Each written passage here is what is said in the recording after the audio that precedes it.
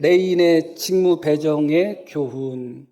지난 시간, 또 그 지난 시간을 이어서 계속 말씀을 전하려고 합니다. 한 번 더 이 말씀을 더 연장해서 전하고 싶은 마음이 있지만 오늘로써 이 부분에 대해서 매듭을 지으려고 합니다. 하나님께서는 다윗에게 많은 은혜를 주시고 복을 주셨습니다.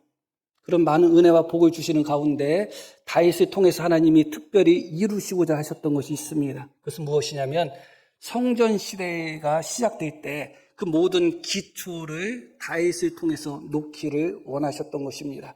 지금까지는 성막 시대였습니다. 그러나 이후부터 솔로몬 시대부터는 성전 시대가 도래하게 되는 것입니다. 성막 시대 때는 그 성막이 조립식이거든요. 그래서 일이 있을 때마다 성막을 해체해가지고 이동을 해가지고 다시 성막을 세우고 그런 과정들이 진행이 됩니다. 그러나 성전 시대는 말 그대로 성전이 건물이기 때문에 더 이상 이동하거나 그럴 필요가 없는 것이죠. 그렇기 때문에 성전 시대가 됨으로 말미암아 이제 성전 제도가 많이 바뀌어야 되고 성전에서 하나님을 섬기는 레위 사람들의 직무에 변화가 찾아올 수밖에 없었습니다. 성막 시대 때는 레위 사람들의 가장 중요한 직무가 제사장들을 도와서 제사를 보조하는 일 외에도 성막을 해체하고 또 성막을 이동시키고 또 성막을 다시 짓고 또 그 과정 속에서 성막 안에 있는 많은 기구들이 있죠. 법궤를 포함하여 많은 기구들을 이동하는 데 있어서 레위 사람들이 주 업무를 그렇게 가져왔습니다. 그러나 이제 성전 시대가 되었기 때문에 더 이상 레위 사람들이 성막 시대처럼 이동하는 데 있어서 성전을 옮기고 법궤를 옮기고 그럴 필요가 없거든요. 그래서 이제 레위 사람들의 직무를 새롭게 배정할 필요가 생겼던 것이죠. 그래서 다윗은 레위 사람들을 계수합니다. 이때가 1절부터 말씀 한번 보겠습니다. 다윗이 나이가 많아 늙음에 아들 솔로몬을 이스라엘 왕으로 삼고, 그러니까 이미 자신의 아들 솔로몬을 왕으로 삼은 후입니다. 그리고 얼마 안 있어서 다윗이 죽게 되는데, 그렇기 때문에 다윗의 마지막 연도에 이 일을 마무리 지었다. 우리가 그렇게 생각하시면 될 것 같습니다. 솔로몬을 왕으로 삼았지만 솔로몬은 아직 어립니다. 그리고 새로운 성전 제도에 있어서 하나님은 모든 것을 다윗에게 맡기셨거든요. 성전을 건축하는 것은 허락하지 않았지만 성전 제도에 있어서는 모든 것을 다윗에게 맡겼기 때문에 비록 솔로몬이 왕이 되었다 할지라도 다윗이 이 부분에 있어서 주체가 되어서 이 부분을 마무리 짓고 있습니다. 2절 말씀도 계속 보면 이스라엘 모든 방백과 제사장과 레위 사람을 모았더라. 3절 레위 사람은 30세 이상으로 계수하니 모든 남자의 수가 38,000명이다. 이렇게 나옵니다. 이제 레위 사람들을 계수합니다. 말씀드렸듯이 다시 성전 제도를 새롭게 하기 위하여 레위 사람들이 몇 명이 되는가 그 숫자를 파악할 필요가 있었죠. 그렇게 레위 사람들을 계수했더니 30세 이상인 사람들이 38,000명이었다. 그렇게 나옵니다. 그런 후에 말씀이 이어집니다. 그 중에 2만 4천 명은 여호와의 성전 일을 보살피는 자요. 이 2만 4천 명은 예전 성막 시대와 별 다를 바 없는 그 사역을 계속하는 것입니다. 그것이 바로 여호와의 성전 일을 보살핀다. 성전에 관계된 모든 일들, 제사에 관계된 모든 일들을 제사장들을 도와서 보조하는 일들을 2만 4천 명이 하도록 했습니다. 그리고 6천 명은 관원과 재판관으로서 그들이 그 사명을 감당하도록 했습니다. 지금까지는 없었던 거예요. 관원과 재판관은 일반 사람들이 했지 레위 사람들이 하지 않았습니다. 그런데 다윗은 과감하게 관원과 재판관의 일도 레위 사람에게 맡기기로 했고 그 사람들의 숫자가 6천 명이 되었다. 이렇게 말씀이 나옵니다. 계속해서 보면 4천 명은 문지기로 삼았고 4천 명은 그가 여호와께 찬송을 드리기 위하여 만든 악기로 찬송하는 자들이다 하면서 레위 사람들의 직무를 새롭게 이렇게 배정하고 있습니다. 38,000명 중에 24,000명은 이전과 비슷하게 성전 일을 돌보도록 하였고, 그 중에 6,000명은 관원과 재판관으로 성전 바깥 일을 하게 했습니다. 그리고 4,000명은 문지기로서 성전을 지키는 일을 하게 했고, 또 나머지 4,000명은 찬양대로서 하나님께 찬양 드리는 일을 하도록, 그렇게 레위 사람들의 직무를 4가지로 이렇게 다시 새롭게 조정을 하게 됩니다. 그런데 문제는 한 가지가 더 있습니다. 어떤 문제가 있느냐? 레위 사람들이 너무 많다는 거예요. 24,000명이 성전 일을 한다고 하는데, 아무리 솔로몬 성전을 크게 짓는다 할지라도 24,000명이 성전 일을 한다는 것은 말이 안 되는 거죠. 그 많은 사람들이 성전 일을 어떻게 하겠어요? 너무 많잖아요. 찬양대가 4,000명이다? 4,000명이 어디에 다 서서 찬양을 부르겠어요? 문지기가 4,000명이다? 너무 많아요. 문제는 레위 사람들이 너무 많다는 것입니다. 세분해가지고 여러 가지 직임을 나누었음에도 불구하고 레위 사람들의 숫자가 너무 많습니다. 그래서 다윗이 생각한 것이 무엇이냐면 24개 반열로 조를 편성하는 것을 다윗이 생각을 한 것입니다. 그래서 레위 사람들이나 제사장들이나 찬양하는 사람들이나 문지기나 다 24개 조로 나누게 됩니다. 그러다 보니까 어떻게 되는가? 1년에 2주 정도, 그 정도 성전 사역을 하는 것이고, 나머지는 자기가 살고 있는 자기 고향에서 레위 사람으로서, 제사장으로서 그런 삶을 살게 되는 것이죠. 여기서 이 다윗의 이 24개 조로 나눈 이 선택이 너무너무 탁월한 선택이에요. 왜냐하면 레위 사람들이 갑자기 많아진 것이 아니에요. 이전에도 많았죠. 근데 이전에는 성막 시대였거든요. 성전 시대는 그나마 레위 사람들에게 여러 가지 직무를 더 배정했기 때문에 더 많은 레위 사람들이 필요하지만, 성막 시대는 그렇지 않았어요. 성막 시대는 광야 시대가 끝난 후에 거의 성막이 이동하지 않았습니다. 그리고 성막이 너무너무 작았어요. 그러다 보니까 실제로 성막에서 하나님을 섬기는 제사장들과 레위 사람들의 숫자가 너무 적습니다. 그 모든 레위 사람들이 성막에서 하나님을 섬길 수 없고, 그 모든 제사장들이 성막에서 하나님을 섬길 수 없었던 거예요. 그래서 대부분 레위 사람들은 하나님 성막에서 한 번도 섬기지 않고 자기 고향에서 그냥 자기 일을 하다가 평생 그냥 자기의 그냥 수명을 마치는 사람들이 대부분이었습니다. 제사장들도 마찬가지였죠. 그러다 보니까 어떤 레위 사람들은 아무것도 안 하는 레위 사람이 있고, 어떤 레위 사람은 세상 사람들과 일반 사람들과 똑같은 일을 하는 레위 사람들도 생기고, 또 어떤 레위 사람은 개인의 신전에 가서 제사장 노릇하는 레위 사람도 있고, 어떤 레위 사람들은 또 산당이나 뭐 그런 곳에서 또 제사장 노릇하거나 레위 사람 노릇하거나, 그런 문제들이 지금까지 있었던 거예요. 그런데 다윗은 과감하게 모든 레위 사람들과 모든 제사장들이 다 하나님의 일을 할 수 있도록, 성전 일을 할 수 있도록 그렇게 계획을 세웠던 겁니다. 그러기 위해서 어떻게 했다고요? 24개 조로 나누었던 거예요.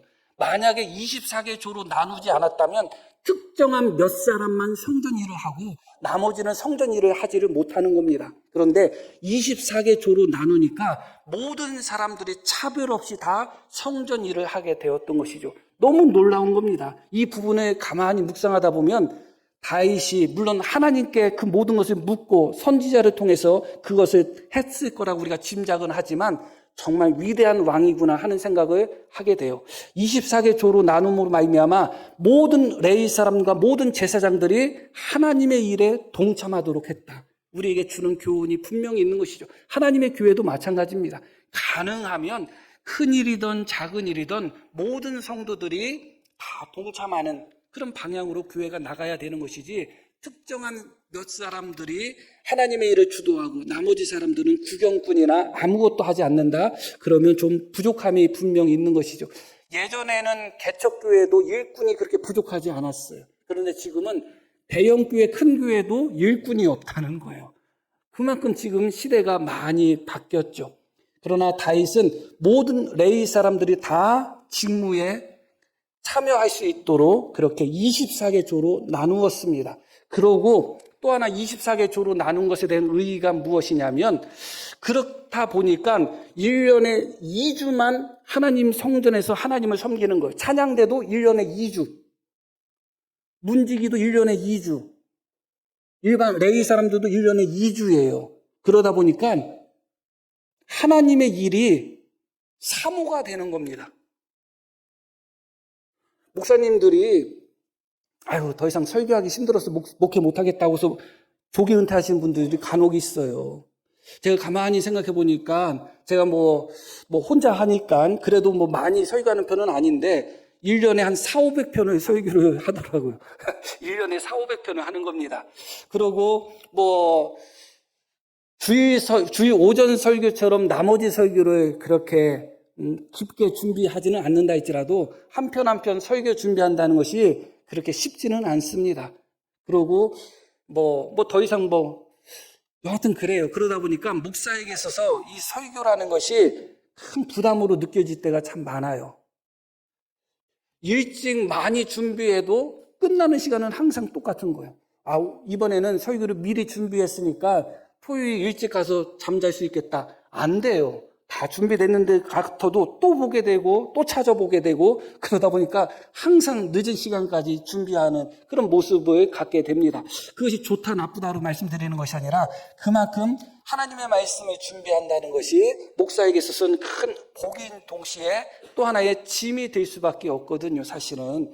그러다 보니까 은퇴하시는 분들이, 그래서 또 조기 은퇴하시는 분도 간혹가다 있습니다. 그런데 은퇴하고 나면 그렇게 설교를 하고 싶다는 거예요. 그래서 은퇴하신 목사님들을 헌신 예배나 그런 데 초청하면 이분들이 1시간, 2시간을 설교하는 거예요.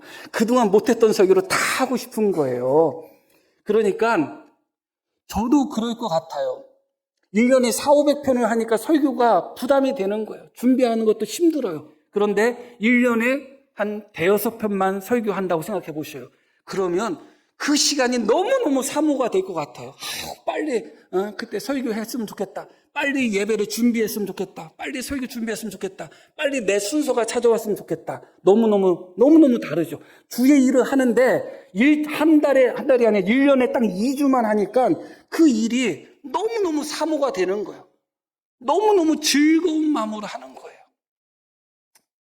우리 교회 또 식사 준비를 몇몇 분들이 조로 돌아가잖아요. 만약에 1년에 딱 한 번 내지 2번만 식사 준비한다면 훨씬 더 잘하실걸요? 그렇게 되는 겁니다. 그렇게 되는 거예요. 그러니까 다윗은 2가지를 노린 것입니다. 하나는 모든 레위 사람들이 다 동참할 수 있도록, 모든 레위 사람들이 다 한 사람도 예외 없이 하나님의 일에 다 동참하도록 모든 사람들을 다 인구조사를 하고 다 그들을 하나님의 일에 동참을 시킵니다. 그런데 너무 숫자가 많기 때문에 24개 조로 나눔으로 말미암아 모든 사람들이 하나님의 일에 동참하는 동시에 1년에 2주만 하나님의 일, 성전 일을 하게 되었기 때문에 한 사람도 빠짐없이 오히려 자기가 성전에서 사역하는 그때를 사모하고 또 준비하고 또 성전에서 봉사하는 것을 정말 기쁨과 감사 가운데 봉사하게 되었다는 거예요. 너무너무 위대한 업적을 세운 것입니다, 다윗이. 그런데 이 모든 것을 24개 조로 나누는 과정이 어떻게 나누어졌는가? 예외 없이 제비 뽑는 것을 통해서 나누었다. 한 사람도 차별 없도록 모든 것이 제비를 뽑는 과정을 통해서 이루어졌다. 그것이 24장에 나옵니다. 한번 보겠습니다. 24장 마지막 절. 이 여러 사람도 다윗 왕과 사독과 아히멜렉과 제사장과 레위 우두머리 앞에서 그들의 형제 아론 자손처럼 제비 뽑혔으니 장자의 가문과 막내 동생의 가문이 다름이 없었다. 장자의 가문이든 막내의 가문이든 큰 사람이든 작은 사람이든 더 능력 있는 사람이든 능력이 조금 부족한 사람이든 차별 두지 않고 어떻게 했다? 다 제비를 뽑았다. 이 제비를 뽑는 것은 레위 사람들의 일반 직무에도 제비를 뽑았고 제사장들의 직무에 있어서도 제비를 뽑았고 찬양대도 제비를 뽑았습니다. 그리고 문지기도 제비를 뽑았습니다. 그러니까 하나님의 일을 감당했던 모든 레위 사람들과 모든 제사장들은 다 제비를 뽑아서 그 순서를 정했습니다. 차별이 전혀 없었다는 거예요. 큰 사람이든 작은 사람이든, 큰 가문이든 작은 가문이든, 장자의 가문이든 막내의 가문이든, 그 사람이 능력 있건 없건, 심지어 찬양대는 어떻게 했는가? 스승과 제자를 차별해 두지 않았다는 거예요. 스승과 제자는 엄연히 능력의 차이가 있지 않겠어요. 그런데 스승과 제자도 똑같이 제비를 뽑아서 성가대를 조직했다. 그 누구도 불만이 없도록, 하나님의 일을 하는데 그 누구도 소외됨이 없도록, 그 누구도 자기의 기득권을 주장하지 못하도록 철저하게 다 제비 뽑는 것을 통해서 그 일을 감당하도록 했다. 그렇기 때문에 그 누가 불만을 표현할 사람이 있겠어요? 아무도 없죠. 그 사람의 능력이나 그 사람의 경력이나 그 사람의 나이나 그 사람의 신분을 가지고 그렇게 조를 짜고 그렇게 나누었다면 여기저기서 불만이 나왔을 것입니다. 그러나 다윗은 그렇게 하지 않았어요. 큰 자든 작은 자든 다 공평하게 하나님의 일에 동참할 수 있도록 가장 공평한 방법인 제비를 뽑는 방법을 통해서 조를 나누었다. 그래서 모두 다 하나님의 일에 동참하게 되었고 모두 다 평등하게 그 기회를 얻게 되었다. 그렇게 우리가 이 말씀을 통하여 배우게 되는 것입니다. 그런 후에 오늘 살펴볼 말씀은 구체적으로 다윗이 레위 사람들의 직임을 4가지로 나누었는데 그 부분에 대해서 조금 구체적으로 한번 살펴보려고 합니다. 물론 양이 방대하기 때문에 자세한 설명을 드리지는 않겠지만 그러나 그 부분에 대해서 살펴볼 필요가 있을 것 같습니다. 자, 한번 4절 말씀 한번 보겠습니다. 그 중에 2만 4천 명은 여호와의 성전 일을 보살피는 자요. 이 부분에 대해서는 오늘 설명드리지는 않겠습니다. 일반적인 성전에서의 직무를 감당했던 2만 4천 명, 이 부분에 대해서는 설명하지 않고요. 오늘 또 제사장이 성전에서 감당했던 또 직무도 오늘 설명드리진 않습니다. 그 뒤에 나오는 3가지를 설명드리려고 해요. 하나는 무엇이냐면 6천 명은 관원과 재판관이요. 관원과 재판관이 어떤 일을 했는지 이 부분에 대해서 설명드리려고 해요. 그러고 이어지는 말씀 4천 명은 문지기요. 이 문지기에 대해서 4천 명 문지기에 대해서도 그들이 어떤 일을 했는지 짤막하게 설명드리려고 합니다. 그러고 4천 명은 그가 여호와께 찬송 드리기 위하여 만든 악기로 찬송하는 자들이다. 찬양대조, 성가대 이 세 분류, 세 그룹에 대해서 말씀을 드리고자 합니다. 하나는 관원과 재판관으로서 섬겼던 레위 사람들, 또 하나는 문지기로서 섬겼던 레위 사람들, 또 하나는 찬양대로 섬겼던 레위 사람들을 말씀드리려고 하는데 24장 본문을 읽었는데 24장에는 제사장들의 직무가 나오고 제사장들을 제비 뽑는 장면이 나와요. 그리고 25장에는 찬양하는 사람들이 나오고 26장에는 문지기와 또 그 외에 관원과 또 재판관으로 그렇게 직무를 감당했던 사람들의 명단들이 나옵니다. 말씀의 순서로 제가 한번 살펴보려고 해요. 25장에는 찬양하는 사람들이 나온다고 말씀드렸어요. 그래서 찬양하는 사람들에 대해 찬양대에 대해서 먼저 말씀을 드리고 26장에 문지기 또 26장 마지막 부분에 나오는 관원과 재판관 그 순서로 짤막하게 말씀을 드리려고 합니다. 먼저 찬양대에 대해서 잠깐 생각해 볼 필요가 있습니다. 자, 25장 말씀 이렇게 말씀이 나와요. 여두둔에게 이르러서는 그의 아들들 그달리야와 스리와 여사야와 시므이와 하사바와 마띠다야와 여셋 사람이니 이름이 그의 아버지 여두둔의 지휘 아래 수금을 잡아 신령한 노래를 하여 여호와께 감사하며 찬양하며 이렇게 말씀이 나오죠. 그 찬양대들이 했던 찬양에 대해서 이렇게 설명하고 있어요. 신령한 노래를 하며 여호와께 감사와 찬양을 했다. 이게 이제 찬양대들이 하나님 앞에 찬양을 부른 것을 설명하고 있습니다. 그런데 여기서 신령한 노래, 이 신령한 노래에 대해서 성경에 보면 주가 나와 있나요? 밑에? 나와 있을 것 같은데? 뭐라고 나와 있어요? 이 신령한 노래가로 번역된 이 단어가 원래 예언을 했다는 단어예요. 예언. 지난 시간에 제가 3대 성가대장 아삽과 헤만과 여두둔에 대해서 말씀드리면서 이 세 사람이 다 어떤 사람이라고 말씀드렸죠? 다 선견자라고 말씀드렸죠. 다 선지자였어요. 왜 성가 대장 3명이 한 사람도 예외 없이 다 선지자였는지 선견자였는지를 생각해 볼 필요가 있어요. 그리고 찬양대가 하나님 앞에 찬양을 불러드리는데 그 중에 신령한 노래가 바로 예언을 의미한다. 그렇게 말씀하고 있는 것이에요. 그러니까 다시 말씀드리면 이전에는 제사의식에 있어서는 찬양이 없었습니다. 그러나 이제 다윗이 제정한 성전 예배에서는 항상 제사에는 무엇이 따라 붙게 되어 있냐면 찬양이 항상 거기에 붙게 되어 있습니다. 그런데 문제는 아직까지 제사를 통하여 아직까지 성전을 통해서 하나님의 말씀이 설교되어지지는 않았다는 거예요. 그러니까 이스라엘 백성들이 하나님의 말씀을 듣고 하나님의 말씀을 배우는 장소가 성전이 아니라는 거예요.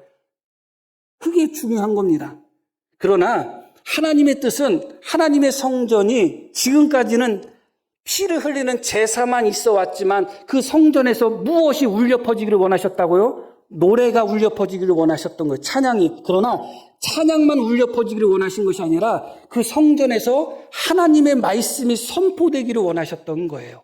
그런데 그 하나님의 말씀이 어떻게 선포되었는가? 어떤 설교자에 의해서 선포되거나 제사장에 의해서 선포되거나 선지자가 성전에 와서 선포한 것이 아니라 찬양대의 찬양을 통해서 그 찬양이 예언이라는 것은 앞으로 일어날 일에 대해서 예언했다는 의미도 있지만 하나님의 말씀을 선포했다는 의미가 있거든요. 그래서 찬양이 곧 하나님의 말씀을 선포하는 예언의 과정이었다. 그러니까 이 찬양은 단지 찬양으로서에만 의미가 있는 것이 아니라 어떤 의미가 있었다는 거예요? 그 찬양을 통하여 하나님의 뜻이, 하나님의 말씀이 백성들에게 선포됐다는 거예요. 우리가 찬양을 듣고 은혜 받았다고 하죠. 은혜 받았다는 게 뭐예요? 그냥 듣기 좋았으면 은혜 받은 건가요? 은혜 받았다는 것은 그 찬양을 통해서 하나님의 뜻을 깨달았다는 거예요.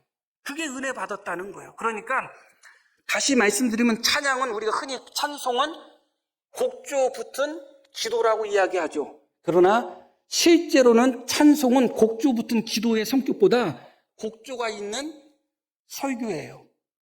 그게 찬양의 성격이었다. 그러니까 하나님은 이 찬양을 통하여 하나님의 성전에서 찬양이 울려 퍼질 뿐만 아니라 하나님의 말씀이 울려 퍼지기를 원하는 거예요. 시편을 보면 시편 자체가 뭐예요? 하나님의 말씀이잖아요. 그 시편에 곡조를 붙여서 노래를 부른다는 것은 노래를 부르는 것인 동시에 하나님의 말씀이 선포가 되는 거예요. 그래서 실제로 아삽이나 헤만이나 여두둔 이 세 사람은 그들이 기록한 시편이 우리 시편, 우리 성경에 그대로 다 기록되어 있습니다. 그것은 다시 말씀드리면 하나의 예언의 성격이 있었던 것이고 하나의 하나님의 말씀이 선포되는 성격이 있었다. 그게 너무너무 중요한 거예요. 하나님은 이 찬양대를 통해서 하나님 앞에 찬양으로 감사로 영광 돌릴 뿐만 아니라 지금까지 성전 제사에서 지금까지 존재하지 않았던 찬양뿐만 아니라 지금까지 성전 제사에서 존재하지 않았던 하나님의 말씀이 선포되는 것을 의도하셨다 그거죠. 그래서 찬양대의 찬양을 통하여 하나님의 말씀이 선포되는 것입니다. 백성들은 찬양대의 찬양을 통하여 하나님께 감사와 찬양을 돌리는 동시에 그 찬양대의 찬양의 가사를 통해서 하나님의 뜻을 깨닫고 하나님의 뜻을 배우고 하나님의 뜻이 선포되는 것을 아멘으로 받아들여지는 것이죠. 예전 트롯 노래나 지금도 마찬가지예요. 그런 예전 노래들은 가사가 잘 들렸어요. 근데 지금 노래들은 가사가 안 들리죠. 근데 복음송도 그렇게 됐어요. 복음송도 예전 복음송들은 가사가 엄청 잘 들려. 근데 지금 복음송들은 가사가 안 들려. 좋은 것 같은데 안 들려. 그건 사실은 조금 생각해 볼 필요가 있는 것이죠. 찬송이 곡조 있는 기도라는 그 개념 속에서는 위험한 그 무엇이 있어요. 분명히 찬송은 곡조 있는 기도인 것은 맞아요. 그러나 본질은 곡조 있는 말씀이에요. 곡조 있는 하나님의 설교란 말이죠. 곡조 있는 기도라고 할 때는 그 찬송에 내 자신의 감정, 내 자신의 마음, 생각이 중심이 될 수밖에 없어요. 기도는 그렇습니다. 내 마음의 생각을, 내 마음의 간절함을, 내 마음의 어려움을, 내 마음의 소원을 하나님께 아뢰는 게 기도예요. 그러나 찬송은 본질적으로 하나님께 영광 돌리는 것이 본질이거든요. 그러니까 내가 중심에 있지 않고 하나님이 중심에 있는 거예요. 그런데 많은 경우에 찬양을 하는 경우에 있어서 내 감정이 위로받고 내 마음이 위로받고 내 마음이 즐겁고 그렇게 내가 중심이 되는 그런 함정에 빠지는 경우가 많아요. 그러다 보니까 하나님께 온전히 영광 돌리는 것이 아니라 오히려 찬송을 통해서 내가 즐겁고 내가 재밌고 내가 시원한, 그래서 찬송을 열심히 불러가지고 카타르시스를 경험하고 찬송을 열심히 부르는 통해서 정말 성경적인 황홀경이 아니라 이상한 황홀경, 자기는 그게 성령의 충만함이라고 생각할 수 있지만 이상한 황홀경에 빠지는 사람들이 많아요. 경배와 찬양이라는 것이 물론 긍정적인 부분도 분명히 있습니다. 그러나 수많은 경배와 찬양 그 인도자들이나 거기에 빠져 있는 사람들 중에 너무너무 많은 문제들이 드러나고 있어요. 왜 그런가? 그 찬양을 통해서 하나님께 영광 돌리는 것이 먼저가 아니라 내가 그 찬양에 빠져들고 찬양 자체가 즐겁고 찬양 자체가 재밌고 찬양 부르고 나면 속 시원하고 기분 좋고 그렇게 찬양에 내가 오히려 잡혀 먹혀버리는 거예요. 진짜 찬양이 아닌 것이죠. 그러다 보니까 많은 문제가 생깁니다. 하나님께서 왜 성막 제사를 통해서 성막 예배 때 찬양이라는 것을, 찬송이라는 것을 하나님이 왜 허락하지 않으셨는지를 기억할 필요가 있어요. 처음에 이스라엘 백성들이 광야에서 나왔을 때 그들은 어린아이 단계예요. 아직 어린아이 단계인 그들에게는 하나님이 제사에서 예배에서 하나님께 찬송 부르는 것을 허락하지 않으셨어요. 하나님이 몰라서가 아니에요. 백성이 원하지 않아서도 아니에요. 자, 이스라엘 백성들이 모세가 십계명을 받기 위하여 호렙산에 올라갔을 때 무슨 일을 했죠? 금송아지를 만들었어요. 그 금송아지를 만들어서 그 앞에서 제사 드렸죠. 예배 드렸죠. 이스라엘 백성들이 금송아지를 만들어서 그 앞에서 제사 드리면서 했던 일이 뭐예요? 노래하고 춤추는 일이었어요. 그러니까 이스라엘 백성들이 하나님께 제사 드리고 예배 드릴 때 노래하고 춤추고 찬양하는 걸 몰라서 안 한 게 아니에요. 하나님이 이스라엘 백성들이 그걸 좋아한다는 것을 몰라서 금지시킨 게 아니에요. 이스라엘 백성들은 우상 앞에서 제사 드릴 때 뛰어놀고 춤추고 노래하고 즐거워했단 말이에요. 그런데 그것이 너무나 위험하기 때문에 그래요. 하나님을 찬양하는 쪽으로 그것이 그 방향이 가지 않고 내 개인의 카타르시스와 말씀드렸듯이 나 자신의 잘못된 황홀경 속에 빠져가지고 그냥 혼자 그게 성령 충만인지 알고 그렇게 혼자 춤추고 떠들고 그런 자기의 잘못된 감정과 잘못된 찬양 의식에 빠질 위험이 있거든요. 그렇기 때문에 하나님이 어린아이 단계인 광야 이스라엘 백성들에게는 찬양의 예배, 찬양의 제사를 허락하지 않으신 거예요. 그것을 우리가 또 어디서 배울 수 있는가? 다윗이 첫 시간에 배웠죠. 지지난주에 다윗이 하나님의 법궤를 모셔올 때 우사가 하나님의 법궤를 만짐으로 말미암아 그 자리에서 죽었죠. 근데 그 시점이 언제예요? 이스라엘 백성들이 하나님 앞에서 뛰어놀고 춤추고 소리질러 노래 부르는 바로 그 순간에 우사를 하나님이 죽이심으로 말미암아 이스라엘 백성들의 찬송을 막아버리셨단 말이죠. 왜 그런가? 무질서한 찬송이었기 때문에 그래요. 자칫 잘못하면 지금은 하나님을 찬양하는 것처럼 보이지만 그것이 곧 어떻게 될 위험이 있기 때문에 하나님 찬양이 아니라 자기 감정에 빠지고 자기 자신에게 취해버릴 수 있는 함정이 있기 때문에 하나님은 막으신 거예요. 그리고 어떻게 하셨다고요? 이후에 찬양대를 조직해가지고 질서 있게 모든 것이 질서 있게 찬양대도 다 인도자가 있고 다 지도자가 있고 그렇게 철저하게 질서 있게 하나님을 찬양하도록 만들었습니다. 그것은 곧 다시 말씀드리면 이 찬양에 있어서 오직 하나님이 중심이 되고 오직 하나님만 영광 받도록 하기 위한 하나님의 계획이었던 것이죠. 항상 하나님을 찬양하는 데 있어서 주의해야 될 것은 무엇이냐? 내 찬양의 중심에 하나님이 있는지를 언제나 헤아리셔야 돼요. 내가 기뻐하고 즐거워하면서 찬양 부를 때 정말 하나님께 영광 돌리고 있는지 정말 하나님을 사모하고 있는지 언제나 그것을 점검하지 않으면 어느 순간 그냥 찬양 자체가 재밌고 속 시원하고 즐겁고 행복하니까 그게 은혜인 줄 알고 찬양에 취해버리다가 주님을 잃어버릴 수가 있는 것입니다. 그렇기 때문에 이런 철저한 일이 있는 것이죠. 그런 의미에서 찬양은 곡조 붙은 기도의 성격보다 무엇이 더 강하다? 곡조에 있는 하나님의 설교, 말씀의 성격이 훨씬 더 강하다는 것을 기억할 필요가 있습니다. 에베소서 5장 말씀 한번 보겠습니다. 시와 찬송과 신령한 노래들로 서로 화답하며 너희 마음으로 어떻게 하라? 주께 노래하며 찬송하라. 너희 마음으로 주께 노래하며 찬송하라. 언제나 하나님이 주인공이라는 것을 정말 놓쳐서는 안 돼요. 언제나 하나님이 주인공이어야 되는 거예요. 언제나 하나님이 영광 받으셔야 되는 거예요. 그 찬양 자체에 내 자신이 완전히 잡아먹히면 안 돼요. 표현이 이상할 수 있지만. 두 번째 직임을 맡았던 사람들은 이제 문지기죠. 이 문지기에 대한 말씀을 볼 때 이 문지기들의 어떤 덕목이 나오는데 그것이 이제 26장에 나옵니다. 한번 26장.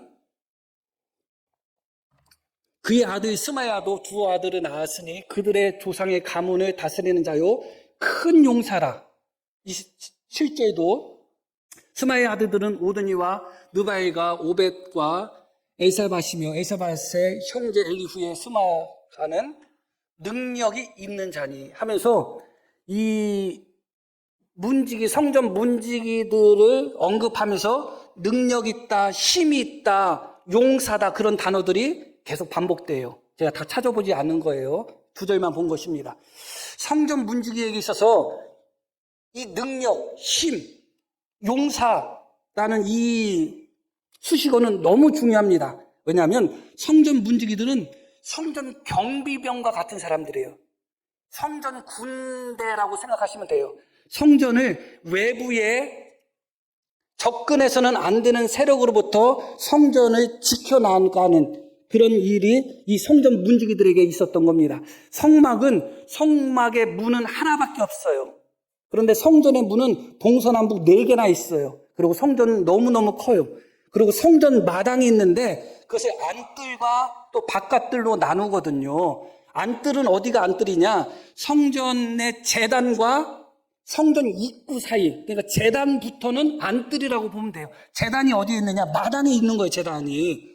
그러니까 제단부터 그 안쪽은 안뜰이 되는 것이고 제단 바깥은 바깥뜰이 되는 거예요. 일반 이스라엘 백성들은 어디까지 올 수 있느냐? 바깥뜰까지밖에 못 오는 거예요. 그런데 그 사람들이 호기심으로 안뜰까지 오면 어떻게 되겠어요? 안뜰까지 오는 것으로 끝나는 것도 아니고 그 더 안으로 들어가고자 하는 호기심으로 성전 문을 열고 들어간다고 생각해봐요. 큰일이 있는 것이죠. 그렇기 때문에 그런 사람들로부터 성전을 지키기 위하여 이들은 힘이 있어야 되는 사람들이에요. 그래서 이들은 어떤 사람이냐면 용사였다 그렇게 나와요. 성전을 침범하는 자들, 성전의 경계를 넘어서는 자들, 성전을 무너뜨리려고 하는 자들, 성전을 오염시키려고 하는 자들, 그런 자들로부터 하나님의 성전을 지키는 역할을 했다. 너무너무 귀한 사역을 감당했던 사람들인 것이죠. 그러면 지금에 와서 성전 문지기는 어떻게 우리가 적용할 수 있을까를 생각해 볼 필요가 있죠. 어떤 성도가 왔을 때 저 성도가 진짜인지 가짜인지 혹은 성도가 왔을 때 좋은 성도인지 나쁜 성도인지 가려내가지고 쫓아내는 게 성전 문지기가 아니고 지금에 와서는 무엇이냐? 이단 사상들이 교회 안으로 들어오지 못하도록 막아서는 것. 그리고 또 하나는 무엇이냐? 세상의 정신, 세상의 유행, 세상의 사상 그것이 교회 안으로 들어오지 못하도록 막아서는 것이 성전 문지기로서의 지금의 의의다. 그렇게 생각하시면 되는 것입니다. 이게 지금은 다 무너졌어요. 너무 쉽게 세상의 정신과 세상의 유행들, 세상의 사상들이 너무 쉽게 교회 안으로 너무너무 쉽게 들어와요. 누가 그것을 받아들이고 있는가? 교회 안에서 받아들이고 있어요. 대부분 이단은 외부에서 들어오는 경우가 많지만 세상의 유행과 세상의 정신과 세상의 방식, 그것은 스스로 교회 안에서 끄집어 들여오는 경우가 훨씬 더 많아요. 그러다 보면 교회가 어떻게 되는가? 결국은 무너질 수밖에 없는 것이죠. 성전 문지기는 바로 성전의 거룩함을 지키는 그런 사람들이었다. 하나님의 교회의 거룩함을 지키기 위해서는 믿지 않는 사람들, 세상 사람들을 얼마든지 받아들여야 되겠죠. 그러나 세상의 정신까지 받아들여서는 안 돼요. 세상의 방식까지 받아들여서는 안 돼요. 그게 교회 안으로 들어오면 안 돼요. 그것을 막아야 되는 거죠. 이단 사설이 교회 안에서 나타나서는 안 되죠. 그것이 바로 성전 문지기로서의 역할이었고, 한 성도 한 성도들이 그 부분에 있어서 우리가 감당하기 위해서는 하나님의 말씀에 깨어 있어야 되고, 정말 하나님의 말씀에 대한 깊은 깨달음이 있어야 돼요. 그래야지 이게 세상의 정신인지 하나님의 뜻인지 그렇게 구별할 수가 있는 것입니다. 그리고 이제 시간이 좀 됐기 때문에 마지막으로 이제 관원과 재판관의 역할을 했던 사람들에 대한 말씀을 한번 또 보겠습니다. 26장 29절에 보면 이렇게 말씀이 나와요. 이스라엘 자손 중에 그나냐와 그의 아들들은 성전 밖에서 이스라엘 일을 다스리는 관원과 재판관이 되었다. 관원은 일반적인 행정 업무를 맡았던 사람들이라고 이해하시면 되고, 재판관은 사법 업무를 맡았던 사람들이다 생각하시면 됩니다. 실제로 레위 사람들은 하나님의 말씀을 맡은 사람들이거든요. 하나님의 말씀을 맡은 사람들이 관원과 재판관을 하는 것은 사실은 너무 당연해요. 그들이 관원과 재판관을 한다는 의미는 무슨 의미냐?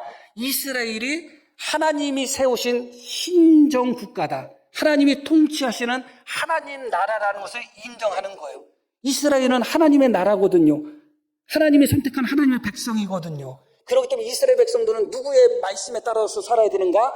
율법과 하나님의 말씀에 따라 살아야 되는 거예요. 그렇기 때문에 이스라엘 백성들이 율법과 하나님의 말씀에 따라 살도록 그것을 누가 가장 잘 지도할 수 있겠어요? 레위 사람인 거죠. 그렇기 때문에 레위 사람을 다윗은 과감하게 그들을 관원과 재판관으로 세웁니다. 너무너무 놀라운 결단이에요. 그 전까지 레위 사람은 성전에만 있어야지. 성전에서만 하나님 일을 해야지. 그런 고정관념이 있었는데 과감하게 다윗은 성전과 성전 밖이 뭘 따로 있느냐. 우리가 하나님의 백성이고 하나님의 민족이고 우리 나라가 하나님의 나라인데 성전뿐만 아니라 모든 성전 바깥도 하나님의 말씀으로 통치돼야 되지 않겠는가. 신정 국가로 우리가 서야 되지 않겠는가. 그것에 대한 생각이 관원과 재판관을 레위 사람들 중에서 뽑는 것으로 다윗은 그것을 표현했다.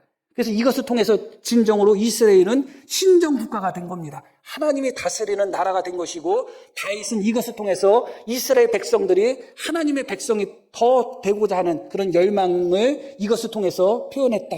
우리가 그렇게 보게 되는 것이죠. 그런 후에 이렇게 말씀이 나와요. 헤브론 자손 중에 하사바와 그의 동족 용사 1700명은 요단 서쪽에서 이스라엘을 주관하여 여호와의 모든 일과 뭐라고 나와요? 왕을 섬기는 직임을 맡았다. 따로 있지 않다고요. 우리는 레위 사람이니까 여호와의 일만 해야지. 그게 아니라 여호와의 모든 일과 왕을 섬기는 일을 같이 했다. 교회 안과 교회 밖이 사실은 같아요. 그것을 정말 깊이 깨달아야 되는 것이죠.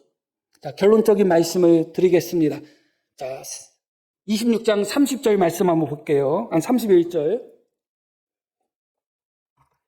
헤브론 자손 중에서는 여리야가 그의 족보와 종족대로 헤브론 자손의 우두머리가 되었더라. 다윗이 왕위에 있은 지 40년에, 왕위에 있은 지 40년이라는 것은 이제 다윗이 이제 죽기 직전이라는 거예요. 그때 길르앗 야셀에서 눈이 더 나빠졌어요. 제가 그들 중에 구하여 큰 용사를 얻었으니, 다시 그저 볼게요. 40년에 길르앗 야셀에서 그들 중에 구하여 어떻게 했다? 큰 용사를 얻었다. 레위 사람들의 중에 큰 용사를 다윗이 발견했다는 거예요. 그 사람들의 숫자가 나와요. 그의 형제 중 2700명이 다 용사요, 가문의 우두머리라. 다윗 왕이 그들로 루벤과 갓과 므낫세 반지파를 주관하여 하나님의 모든 일과 왕의 일을 다스리게 하였더라. 자, 결론적으로 말씀드리면 요단 동쪽에는 두 지파 반이 있었습니다. 그런데 다윗이 마지막 40년째 자신의 통치 마지막 때 죽음을 앞두고 레위 사람들을 조사하는 과정 속에서 정말 큰 용사들을 발견한 거예요. 레위 사람들 중에. 지금까지는 발견하지 못하고 찾지 못했는데 인구조사 중에 정말 능력 있고 정말 힘 있고 재능 있는 그런 레위 사람들을 몇 명이나 발견했냐면 2,700명을 발견한 거예요. 그래서 어떻게 했다고요? 그들을 다 므낫세 반지파 또 르벤 지파 갓지파인 유단 동편 사람들을 다스리는 일을 그들에게 맡겼다는 것입니다. 이게 너무너무 중요한 거예요. 왜냐하면 지금까지 다윗 마음속에도 레위 사람들은 하나님의 일만 해야지, 성막 일만 해야지 그 생각이 있었던 거예요. 그러나 그 생각이 이제 내려지고 이제 인구조사를 했더니 알고 봤더니 너무 능력 있는 사람들이 많았던 거예요. 나라 일을 하기에 충분했던 사람들, 관원하기에 충분했던 사람들, 재판관하기에 충분했던 사람들, 하나님의 일도 하고 왕의 일을 하기에도 정말 용사와 같은 사람들이 너무 많았는데 언제 발견했다고요? 마지막 40년째에 발견한 거예요. 그래서 어떻게 했다고요? 그들을 다 왕의 일과 또 나라의 일, 하나님의 일을 하도록 그들을 다 다스리도록 그들을 그 직분에 임명했다. 그렇게 말씀이 나오는 거죠. 근데 그것이 언제였다? 40년째였다. 사실은 그런 것 같아요. 지금도 우리 교회가 많지는 않지만 얼마든지 숨어있는 사람들이 있을 것입니다. 숨어있는 하나님의 일꾼들이 분명히 있을 거예요. 사실은 다윗은 너무너무 늦게 하나님의 일꾼들을 너무 늦게 발견했어요.